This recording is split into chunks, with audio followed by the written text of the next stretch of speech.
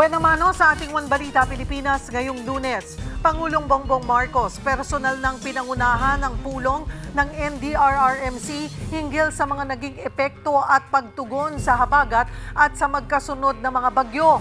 Patay sa baha at landslides, umabot na sa 8.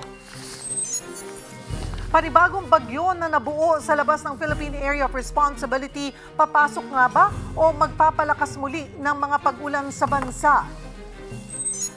At sa sports, Pinay tennis superstar Alex Ayala laglag sa Canadian Open matapos matalo sa kanyang huling laban. Sa kabila nito, mga Pilipino hopeful pa rin sa susunod niyang laro.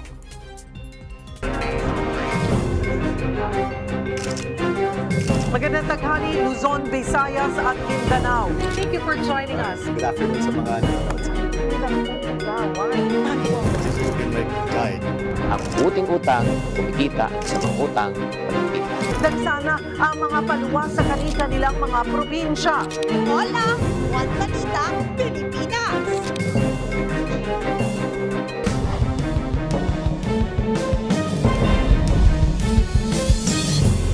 Magandang taghali, Luzon, Visayas at Mindanao. Wala nang bagyo mula pa nitong nagdaang weekend pero pabugso-bugso pa rin ang ulan dahil sa habagat. Sa Marikina, nananatiling nakaantabay ang mga otoridad sa level ng tubig sa ilog. Live na magbabalita si Mobile Journal Ivan Tarinque. Ivan, kumusta dyan? Cheryl, sa mga oras nga na ito, tumila man yung pag-ulan dito sa lungsod ng Marikina pero nananatiling mataas ang water level sa Ilog Marikina. As of 11 a.m. nga pumalo nga yan sa 16.1 meters. Ibig sabihin, nasa second alarm level sa kasalukuyan. Iyan, ayun, Pwede ko kayo pakita ngayon yung current situation dito sa may ground, Cheryl. Pag inikot natin itong Marikina River, ito, currently makikita natin na umapaw na yung ilog. Kaninang umaga, itong parting ito, nalalakaran pa ng mga tao at marami pa talagang mga individual yung nakatambay at nagmamasid nga dito. Pero ngayon, ito, yung sitwasyon, lubog na at kailangan na nating magbota dito. So, ibig sabihin na we're expecting na maya-maya pa, baka mas maglabas pa ng additional na situationer ang Marikina LGU, kung ano yung final kung ano yung level ng water level. Pero kahapon, Cheryl, dahil nga malakas yung pag-uulan na naranasan dito sa Marikina, may ilang mga residente na kinailangang lumikas, papunta nga sa mga evacuation center. 28 yung binuksan na evacuation center dito sa Marikina at isa nga dyan, itong Malanday Elementary School na as of kaninang umaga, nasa 660 mahigit yung mga pamilya na nakandoon at pansamantalang nananatili. Pero kaninang umaga, ayon nga doon sa camp manager, expected nila na sa oras nga na bumaba yung water level sa ilog, unti-unti na rin aalis or uuwi yung ilang mga residente dito. Nakausap natin yung ilang mga residente dito kanina at sabi nga nila, panalangin nga nila na ngayong araw makauwi sila sa kanilang mga bahay para nga raw masimulan na nila yung kanilang paglilinis. Pero isa nga dyan, Cheryl, doon sa talaga naapektuhan ng malakas na buhos ng ulan, itong pagbaha nga sa may barangay Tumana, kung saan nga isa doon sa tinitignang dahilan kung bakit umapaw or nagkaroon ng pagbaha doon, hindi gumagana na pumping station sa barangay. Kaya naman kahapon tumawag na ang Marikina LGU sa DPWH at sa contractor nito para magkaroon ng additional na pumping station at water pump machineries, para nga matanggal na at lubusan na mawala yung tubig baha na pumasok doon. Pero Cheryl, kanina sa ating pag-iikot doon sa mga evacuation center, merong mga medical aid na pwedeng puntahan yung mga kapatid natin na napalusong sa baha at pwede silang humingi ng doxycycline, na ibibigay naman yan nung medical staff doon at kailangan nila inumin yan ng twice a day sa loob ng 3 araw. Cheryl? So, dyan sa kinaroroonan mo ngayon, Ivan, mukhang medyo bumuti-buti na yung lagay ng panahon. So, talagang sa buong umaga ba ay Nakakaranas pa rin ng mga pag-ulan or humupa na o gumanda-ganda na yung panahon? Alright. Sige, maraming salamat. Ivan Tarinque sa update dyan sa sitwasyon dyan po sa Marikina. Samantala, kasama ring nalubog sa baha mula pa noong weekend ang ilang bahagi ng Parañaque.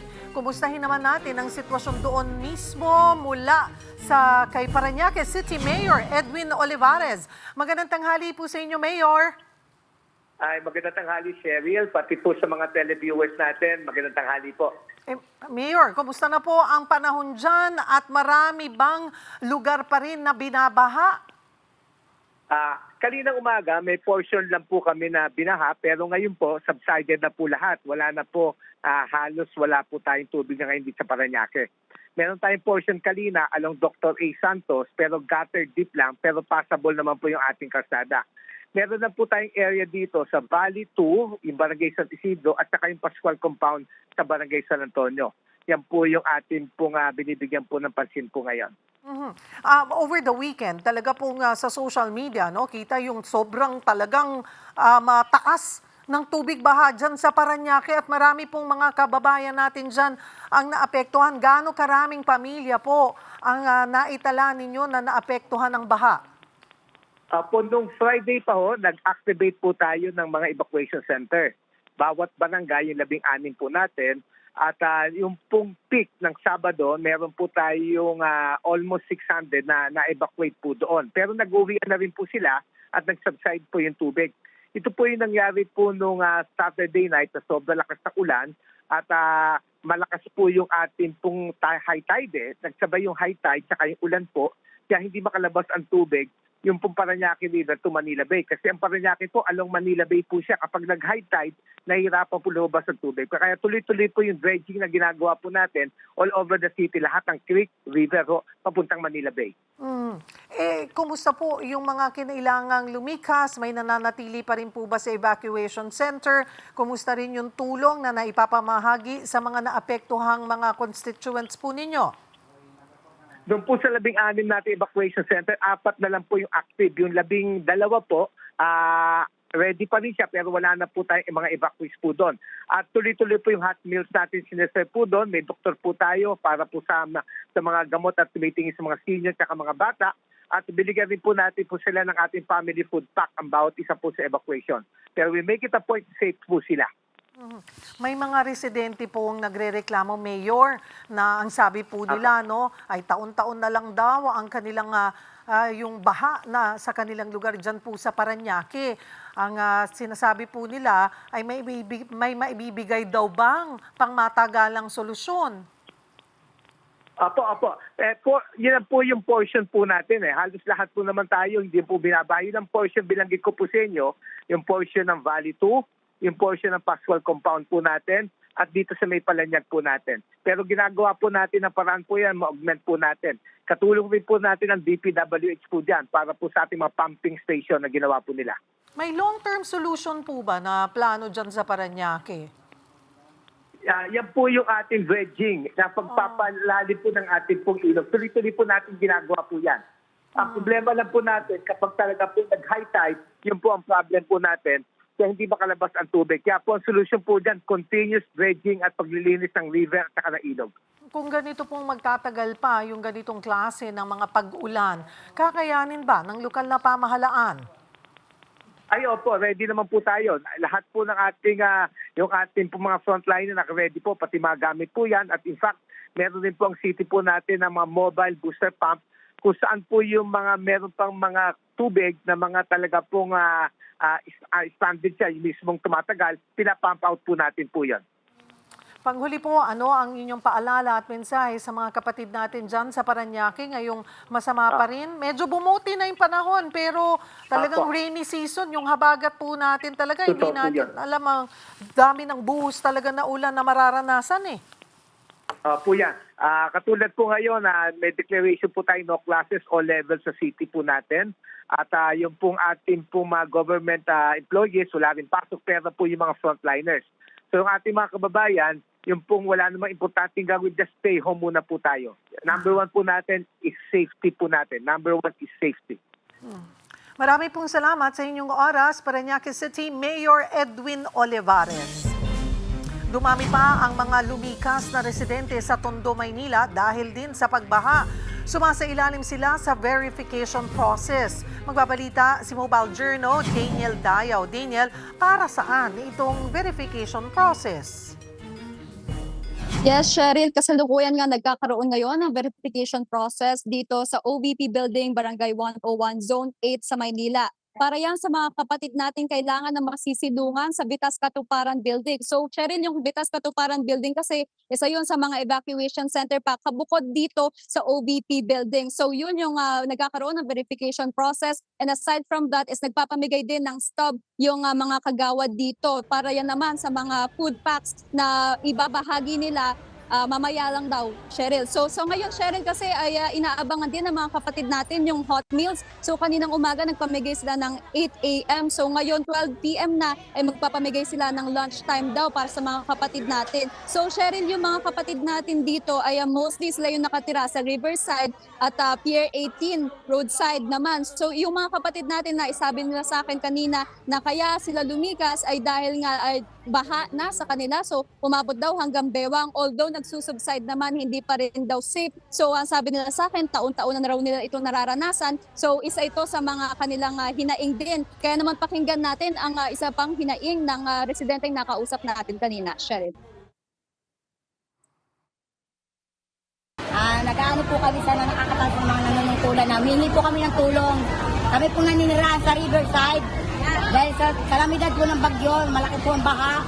Yung mga bahay po namin pinapasok ng tubig, humingi po kami tulong sa gobyerno. At sa yung pagkain po, yung mga gamot, yung mga paka po namin, puro alpo nga, yung dagat po, makita sa loob ng bahay namin. Yung po ang hiningi namin tulong para sa barangay namin sa mga kababayan namin. Maraming salamat. Gaano po kahirap yung ganong sitwasyon? Taon-taon na po bang nangyayari to? Opo, kada po may kalamidad na bagyo, at paglakad po ng dagat. Ano po yung pinakapangangailangan nyo ngayon? Ano po, pagkain tsaka pera tsaka damit. May balak na po ba kayong bumalik sa bahay ninyo or hindi kaya pa? Pag malayo naman po na yung alon, pwede naman po kami bumalik. Kaya pag tumatatak, nasa pa po sa gutter kami. Bakit po nang hagdanan papasok sa bahay? So yung alon po sa ngayon malakas pa rin. Mababa na po. Pero dito po muna kayo sa evacuation, Doon po sa court. sa covered court.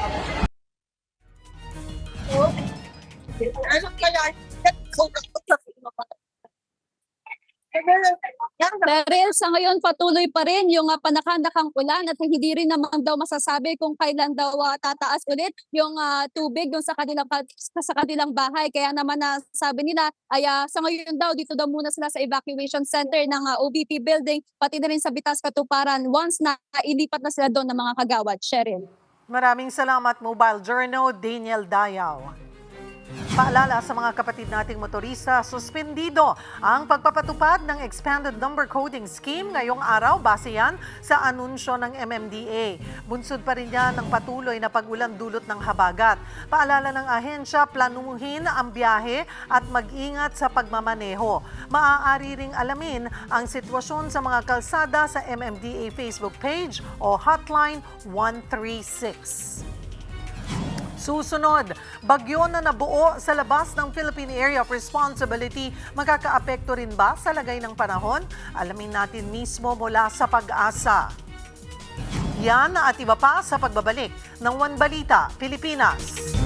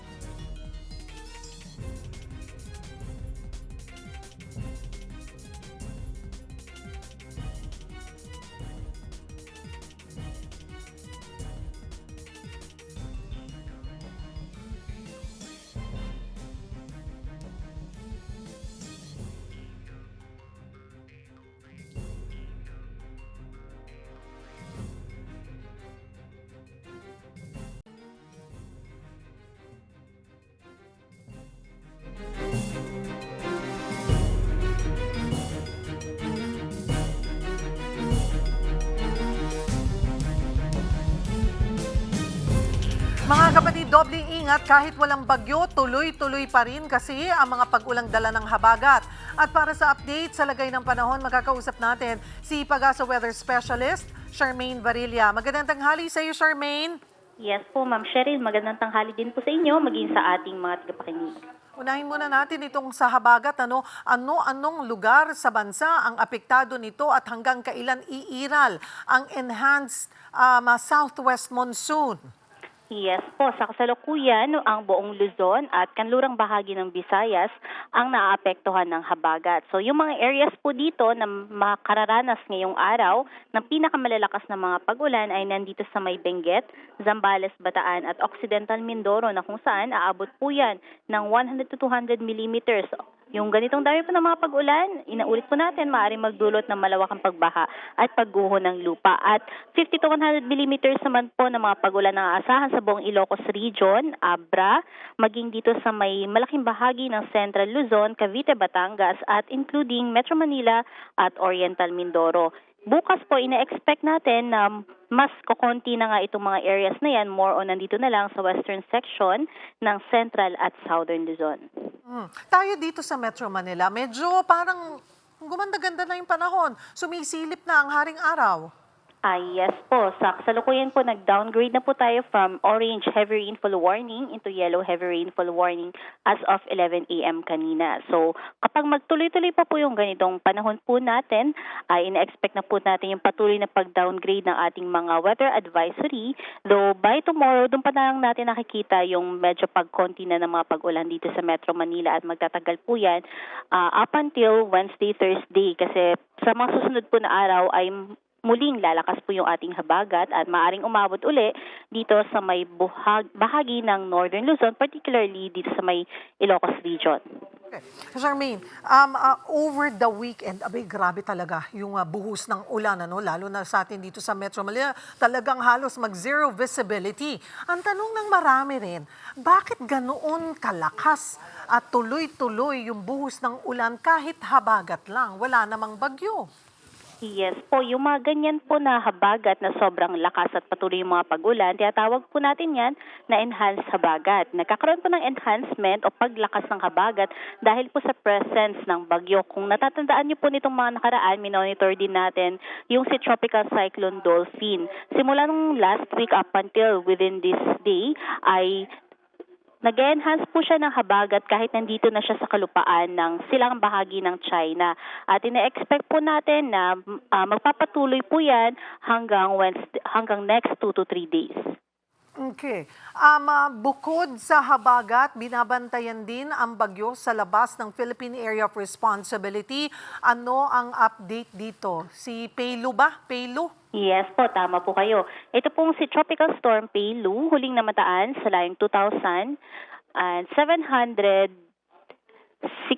kilometer east ng extreme northern Luzon. Sa kasalukuyan, kumikilos po yan pasilangan ng may kabilisan sa bilis na 35 kilometers per hour. So papalayo po to sa ating PAR, kaya nananatili na mababa yung tsansa na pumasok ng PAR at makaapekto sa limang bahagi ng bansa. Ngunit once po na humina at tuluyan ng malusaw itong si Bagyong Dolphin, ay ito naman po yung hihila ng habagat dito sa may bahagi ng Ilocos Region as well as sa malaking bahagi uli ng Central Luzon.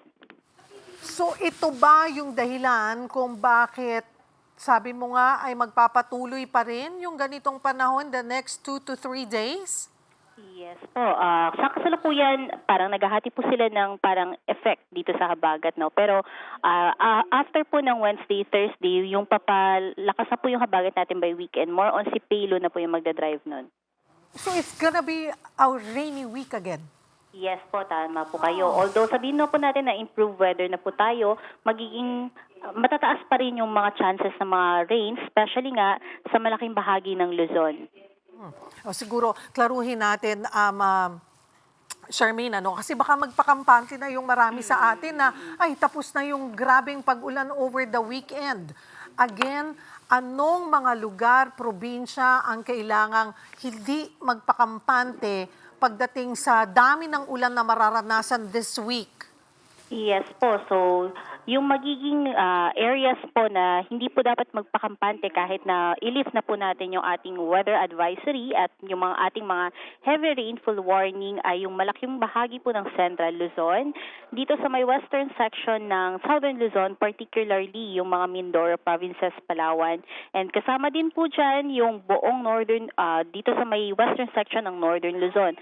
So yan po yung mga areas sa may Ilocos region, parts ng Cordillera na kung saan nakaranas din po ng mga pagbaha and landslide. So, meron pa rin po tayong mga chances ng mga pag-ulan dyan, though medyo papahina na siya for this coming Wednesday, Thursday. Alright. May iba pa ba tayong sama ng panahon na binabantayan o nakikitang posibleng mabuo this week? Sa kasalukuyan po ay wala naman, no? Pero base sa ating tropical cyclone threat potential, may isang posibleng mamuon na low pressure area. At sa ngayon, mababa yung tsansa nito na maging bagyo at maaaring dumaan sa hilagang bahagi ng ating Philippine Area of Responsibility. So ito po yung imo-monitor natin kung magkakatotoo po siya at manonotice natin sa ating mga monitoring satellite. Nakadagdag ba yung ulan o nadagdagan yung level ng tubig sa Angat Dam? Yes po, medyo mataas-taas po yung itinaas ng ating Angat Dam. Parang umabot po siya ng mga 8 millimeters. So medyo may nakita naman po tayong improvement ng situation. And not only sa may Angat Dam, no, parang halos lahat ng dam dito sa Luzon ay nakitaan po ng pagtaas ng level ng tubig. Maraming salamat for the update. Pag-asa Weather Specialist, Charmaine Barilla. Sa Quezon City, ilang residente ang kinailangang ilikas dahil sa mga pagbaha. Para sa update, magkakausap natin si Maria Bianca Perez, ang head ng Quezon City Disaster Risk Reduction and Management Office. Magandang tanghali po sa inyo, ma'am. Magandang tanghali, Cheryl. May mga lugar pa rin po bang lubog sa baha dyan sa atin sa Quezon City?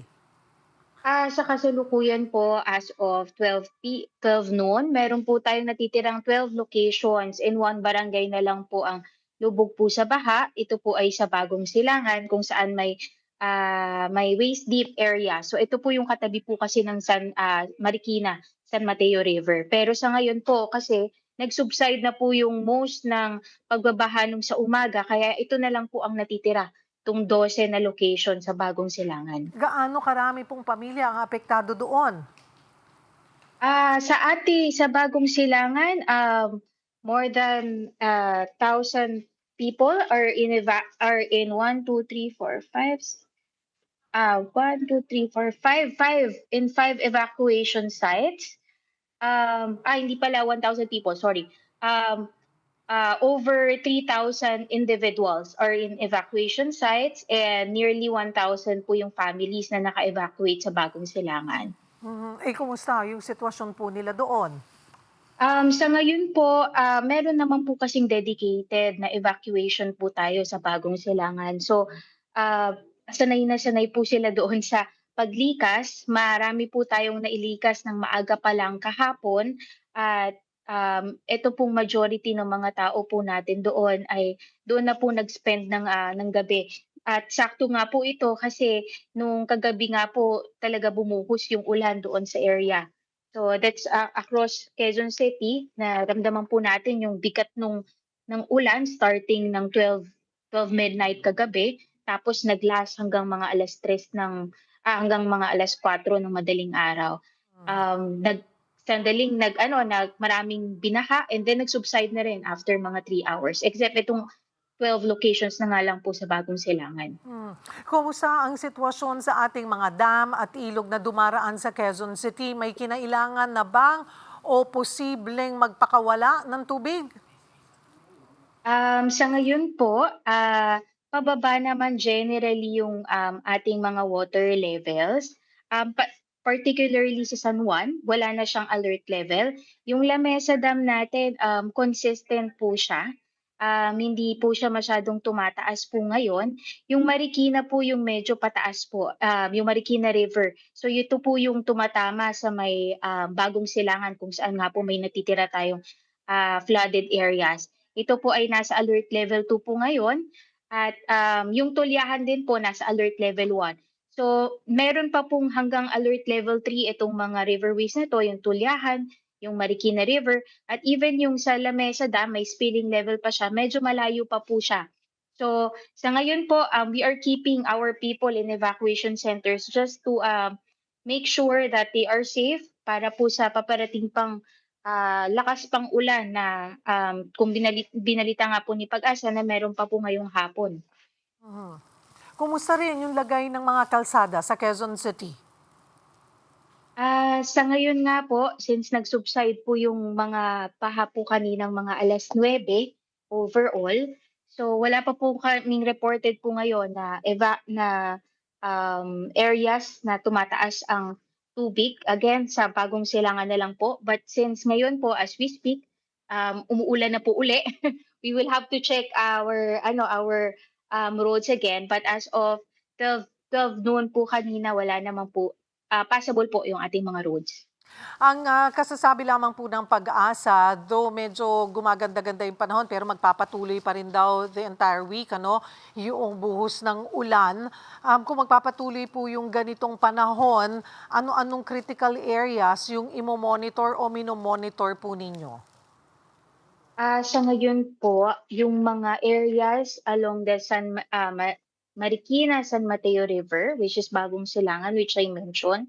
And also, doon po along the San Juan River at saka yung mga waterways po niya. Ito po yung mga mabababang area po talaga na usually suki po sa mga matataas na baha tulad nung sa G. Araneta, sa Barangay Tatalon, sa Barangay Del Monte, sa Barangay Rojas. Sila po yung mga nag-record ng matataas na pagbabaha for the past few days. And also, yung mga barangays din po natin sa Doña Imelda, Apolonio, Samson at Culiat. So ito po, may mga tao rin po tayo sa evacuation center po dito sa mga areas na to, sa Del Monte, sa San Antonio, sa Damayan.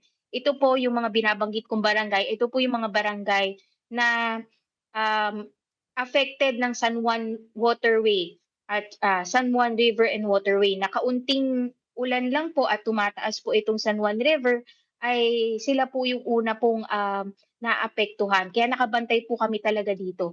Sa ngayon po, meron po kami mga families dyan na pinalikas din to prepare them for the coming rains.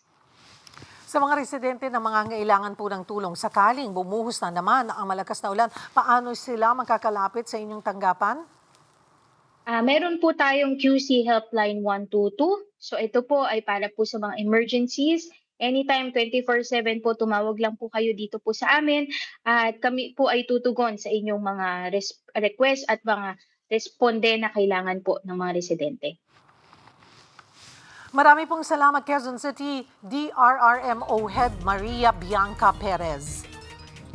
Sa huling tala ng NDRRMC, umabot na sa 8 ang patay sa pagbaha at landslides mula pa noong weekend.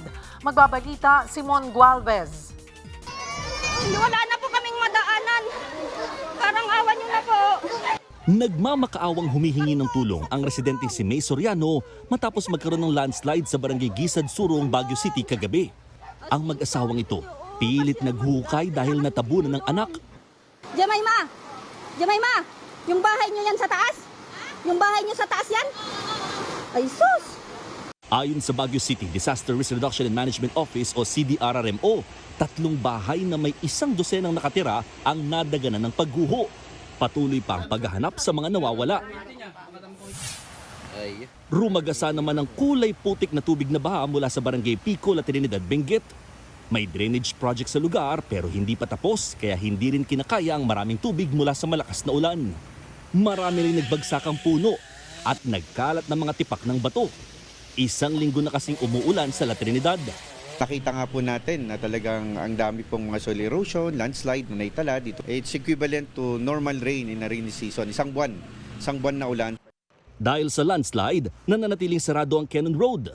Meron din kasamang malalaking tipak ng bato. Kaya hindi nagpapakakampante ang mga nakatira sa lugar. Kahit walang sabi ng mga barangay na evacuate, kung naramdaman mo na may abiso ng bato dyan na nangulong, ay umalis ka na.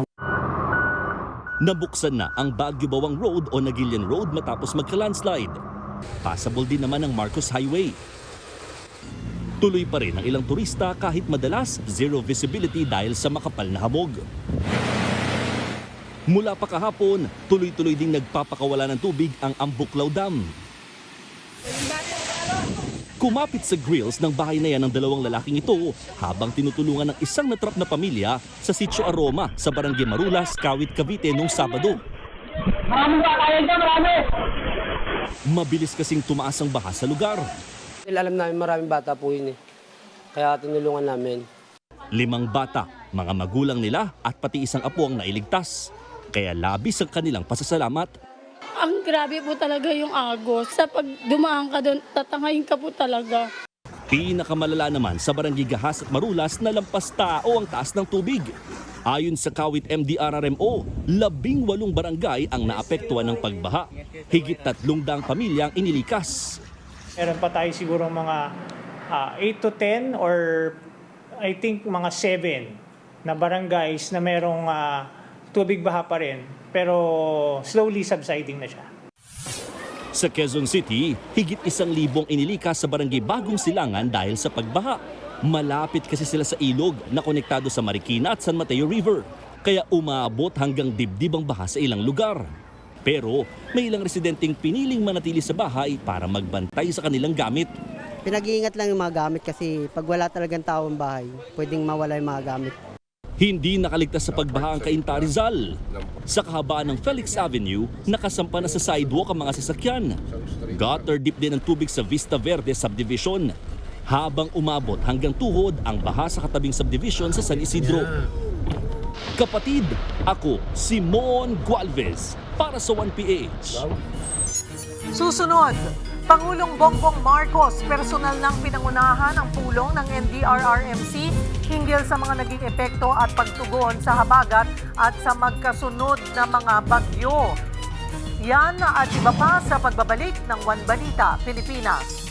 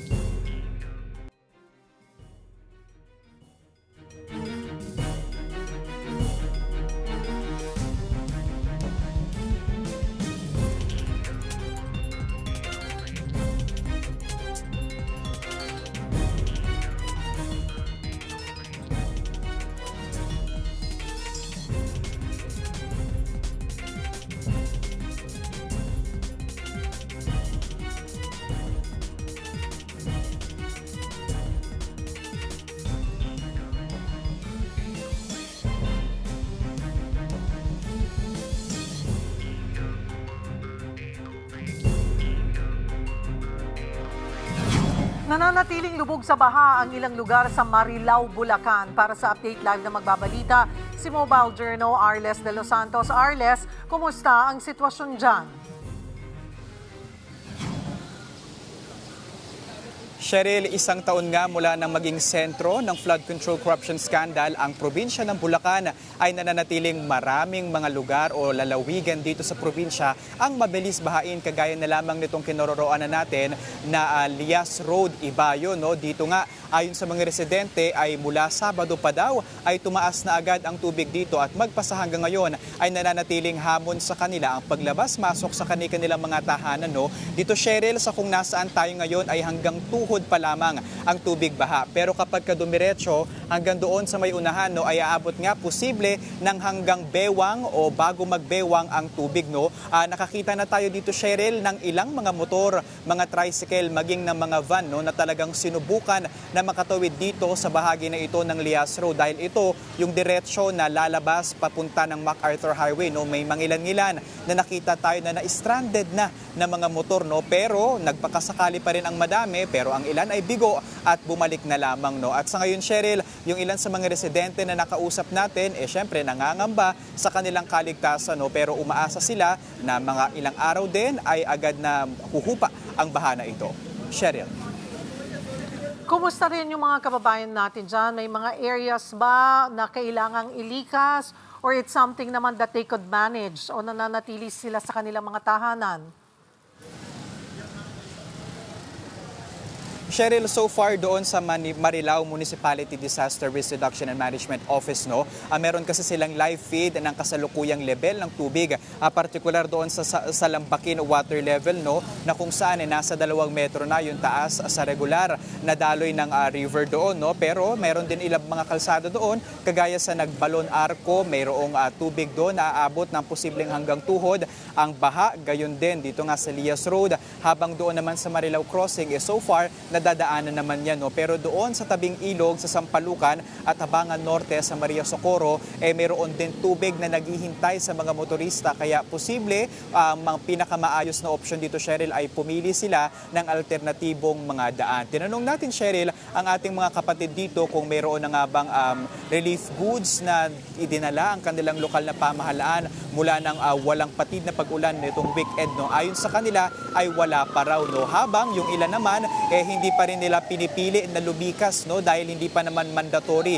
yung evacuation dito, Cheryl, dahil karamihan sa mga tahanan dito sa lugar na ito ay elevated, o itong makikita ninyo sa aking likuran, matataas ang mga bahay dito, Cheryl, at yung ilan elevated na talaga kahit yung first floor pa lamang ng kanilang mga tahanan, habang tuloy-tuloy naman daw ang pag-iikot ng kanilang barangay disaster management office para nga masigurado ang kaligtasan ng lahat. At ito, Cheryl, titignan natin kung makakatawid itong tricycle na ito maya-maya papunta doon, o susubukan ni Kuya na makabalik para sa kanilang kaligtasan.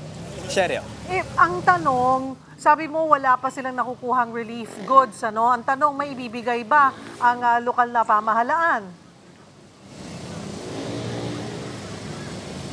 Ayan ang sasubukan natin, Cheryl, na makuha mula sa lokal na pamahalaan ng Marilao. Dahil so far, ang nakikita natin dito, hamon sa mga residente yung makalabas-pasok talaga ng kanilang mga komunidad. Nakakita tayo kanina ng ilang mga magulang na piniling lumabas at bumili lang ng pagkain and then babalik na agad sa kanilang mga tahanan. Meron din ditong mga tindahan, pero dahil nga sa taas ng tubig, yung ilan wala na ring nagbabantay dahil kahit yung inuupuan para magbenta, wala na ring space for them at pinipili na lamang na pumasok sa loob ng kanilang mga tahanan. Magmula nang dumating kayo dyan, ano rin ang observation mo? Patuloy bang tumataas yung level ng tubig o nagdahan-dahan na nagsisimula na ring humupa?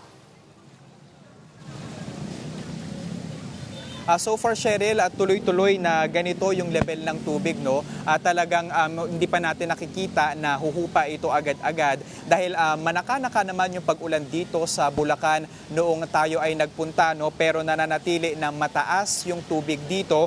Kanina nga, Cheryl, parang bago lang ito magtuhod natin, pero ngayon ay nasa tuhod na natin to, so hindi natin nakikita na agad na bumababa yung tubig dito. Kaya siguro yun na din yung dahilan kung bakit nga tuloy-tuloy yung pag-live stream ng kanilang municipal office para malaman yung mga lugar na posibleng may baha na makasalubong ang ating mga kapatid dito. At ito usually, Cheryl, itong kalsada na ito ay passable para sa mga tricycle, pero hindi na nga yan yung normal na sitwasyon nila dito at umiikot na lamang sila ng iba pang mga kalye para makapaghanap buhay. Maraming salamat at mag-ingat kayo dyan. Mobile Journal, Arles de los Santos. Hindi lang mataas na baha ang naging problema sa probinsya ng Rizal, kundi pati malakas na agos ng tubig. Para sa update, magbabalita si Mobile Journal, Jazz Paredes. Jazz, kumusta na ang sitwasyon dyan?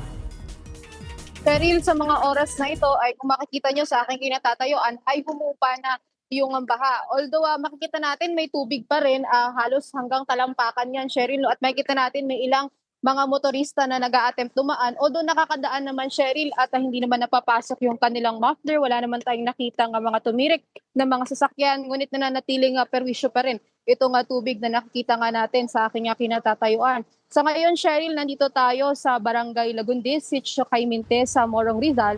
At ang ilan sa mga bahay dito ay pinasok nitong tubig. Dahil yung tubig daw yan na, Cheryl, ay mula yan sa kabundukan. At kapag bumaba yan dito sa flat o dito sa level ng sa kabayanan, ay pumapasok siya sa ilang bahay dito. At Cheryl, meron tayong ilang pamilya na nakausap na although nag-subside o humupa na, yung tubig sa loob ng kanilang bahay ay nananatiling basa yung ilan sa kanilang mga gamit at may putik pa sa loob ng kanilang tahanan. Sa ngayon, makakausap natin yung isa sa mga family dito. At ito si kausapin natin Cheryl, yung isa sa affected family, si Miss Sherry. Miss Sherry, o si Miss Cherry, kausapin natin siya. Isa siya, Cheryl, dun sa mga affected families na dito sa kanyang bahay, sa aking gawing kanan. Ito, napasok ito ng tubig.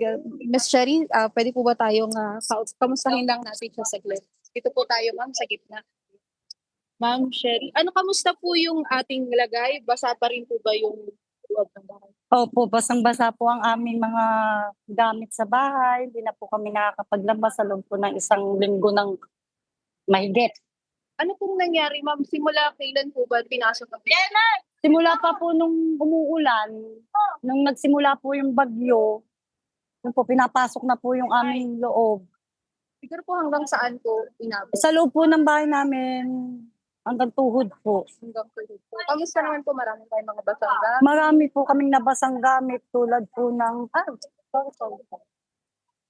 ng namin, yung appliances ng pinsan ko, yung TV, Pero yung nabasa po. kwento niyo rin, ma'am, yung yero niyo. Yung yero po namin, lipad-lipad na, wasak na po dahil sa paglakas ng hangin. Gaano po kahirap yung ganitong pinsala po sa inyong bahay?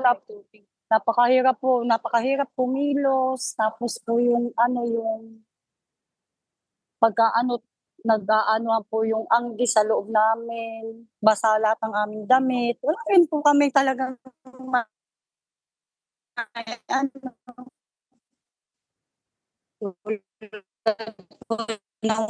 wala rin din kami pagkain. Sana nga po. Maraming salamat. Salamat din po. Ayan, Cheryl, nakausap natin yung isa sa mga residente dito na apektado. Ngayon, makita natin medyo dumubuti na yung lagay ng panahon at hindi na rin umuulan. Pero kanina, biglang umaraw, biglang uminit ang panahon habang may konting pag-ambon. Pero inaasahan natin, Cheryl, na until now, hindi pa rin stable o hindi pa rin magpapatuloy itong pag-araw. Dahil makita natin, kanina nag-start tayo ng report, medyo maaraw. Pero ngayon, Cheryl, umalakas na naman yung ulan at mayroong konti pa rin pag-agpo. Cheryl. Maraming salamat at mag-iingat kayo dyan. Mobile Journal, Jazz Paredes. Patuloy na pinag-iingat ang publiko sa banta ng leptospirosis ngayong tag-ulan. Paalala ng Department of Health, iwasan ang paglusong sa tubig baha. Kung hindi maiwasan, agad na maghugas o maligo gamit ang malinis na tubig at sabon. At kahit walang nararamdaman, mas mainam po nila na magpakonsulta sa doktor lalo't hindi agad lumalabas ang sintomas ng leptospirosis. Paalala po ng palasyo, libre ang konsultasyon at gamot na doxycycline sa mga health center. So ngayon, nakahanda rin daw ang DOH na magbigay ng jerry cans o malinis na lagayan ng tubig at chlorine tablets para masigurong ligtas ang iinuming tubig sa mga binahang lugar. Tiniyak ng palasyo na patuloy ang pagtugon ng pamahalaan sa epekto ng habagat kabilang ang paghahatid ng relief assistance. Magbabalita si Mobile Journal, Julie Baiza. Julie, ano ang mga ginagawang aksyon ng pamahalaan sa kaliwat ka ng pagbaha? Cheryl, pinulungan ni Pangulong Bongbong Marcos kaninang umaga ang mga miyembro ng gabinete at ng NDRRMC sa gitna ng epekto ng enhanced habagat at mga nagdaang bagyo. Pinatitiyak ni PBBM sa mga miyembro ng gabinete na tiyaking maaabot ng tulong ang lahat ng residenteng apektado ng mga pag-ulan at pagbaha. Ayon kay DPWH Secretary Rex Gatchalian, 2,070 barangay ang apektado ng habagat. Sakop nito ang 1.3 milyon ng individual o higit 380,000 pamilya. Tiniyak naman ng DSWD na may nakahanda silang 4.980 million family food packs sakaling kailanganin. Lahat daw ng request tinitiyak na mapagbibigyan. Bukod sa food packs, magbibigay din ng tulong ang DSWD sa mga residenteng nasiraan ng tahanan o mga damaged houses. Sa panig naman ng DPWH, 5 bagay daw ang tuloy-tuloy nilang ginagawa. Kabilang dyan ang dredging at paglilinis ng waterways, pagpapalawak ng drainage pipes, pagpapagana sa lahat ng pumping stations at paglilinis ng basura para maiwasan ang mga pagbaha. Ayon kay DPWH Secretary Vince Dizon, sinisiguro ng ahensya na mayroong mga nakaabang na mobile pumping stations para doon sa mga hindi gumagana o bigla ang pumapalyang pumping stations. Nagpapatuloy din daw ang pag-audit nila sa mga flood control project sa Pilipinas. Pero ang mahalaga, kailangan daw yung masabayan ng pagsasaayos. Sabi ni Dizon, tinuloy na rin ang ilang mga flood control project sa Bulacan na nauna nang ipinahinto. Partikular dito yung sa Kalumpit, Bulacan. Cheryl, hindi lang daw yung mga interventions na yan ginagawa dito sa Metro Manila. Tinututukan din daw nila yung mga binabahang lugar, partikular nga yung mga bahagi ng Cavite at Bulacan. Cheryl. Maraming salamat, Mobile Journal, Julie Baiza. Nasa Cebu, si Ombudsman Jesus Crispin Remulla para inspeksyonin ang mga iniimbestigahang flood control projects. Sa pagbisita sa Ombudsman Visayas Office, iginiit ni Remulla na dapat nang matigil ang korupsyon. Kaya kailangan anyang mapanagot ang mga nagkasala. Dahil dito, tuloy ang investigasyon nila sa mga irregularidad sa flood control. Mensahe niya sa mga kawani, suportahan at palakasin ang loob ng mga lumalaban para sa malinis at tapat na pamamahala. Diyan lamang po kayo mga kapatid, magbabalik pa ang One Balita Pilipinas.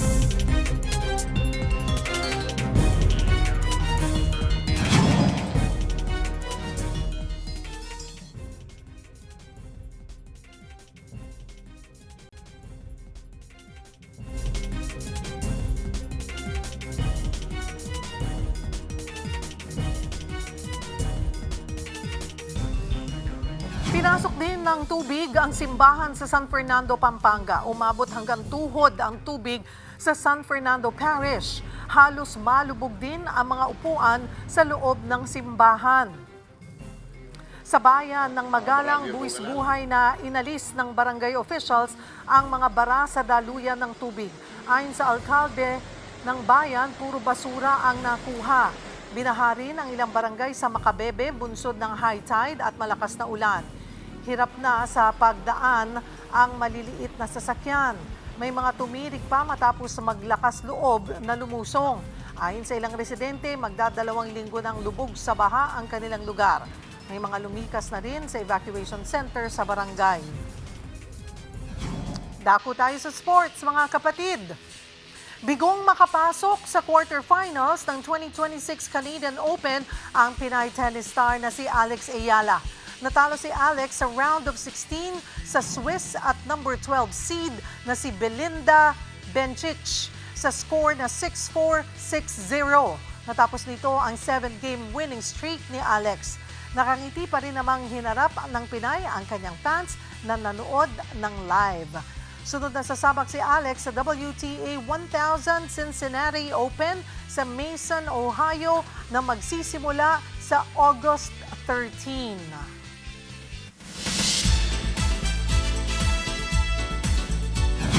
Hola mga kapatid, isang maulan na Lunes po sa inyo. I hope you are safe and dry.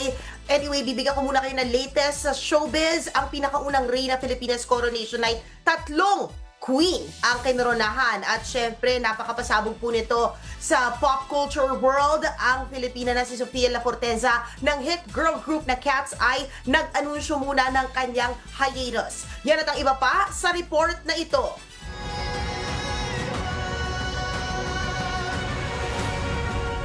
Bongga, makulay at on time ang pinakaunang coronation night ng Reyna Filipinas pageant sa Pasay City. Naging palaban ng 21 candidates.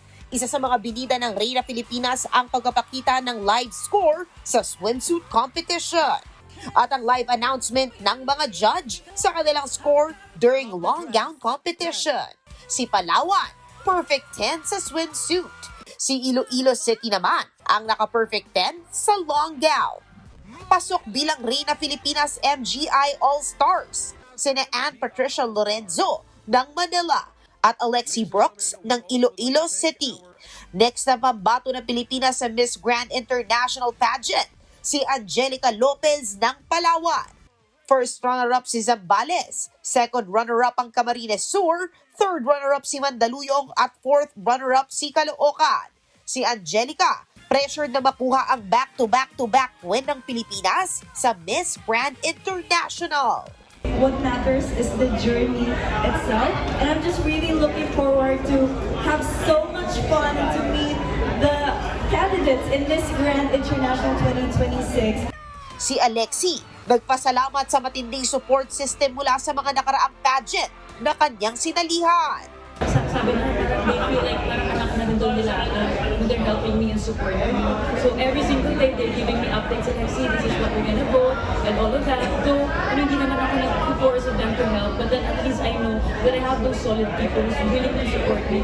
Si Ann Patricia, binandera rin ng Trans Pinay Power bilang nag-iisang trans candidate sa Reina Filipinas, who eventually won the crown para ilaban sa MGI All-Stars. Now that I got the Reina Filipinas MGI All-Star crown, feeling ko mas may inspire at next year, mas maraming sasali mga trans Pinay at magta-try sila because they saw someone na hindi tumigil and dinedma ang mga bashings and the homophobic and transphobic comments.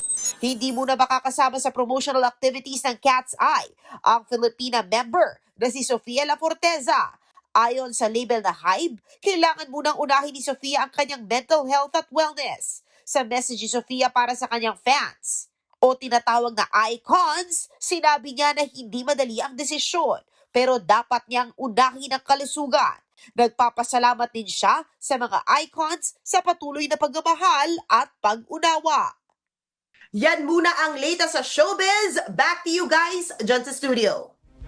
Thank you, MJ. At yan po ang mga bumabanderang balita at public service sa inyong tunay na kasalo sa tanghali. Hanggang bukas, dito sa Balita magpapabusog sa inyong kaalaman. Ako po si Cheryl Cosim. Kami ang inyong kapatid sa public service. 1PH, teleserbisyo para sa Pilipino.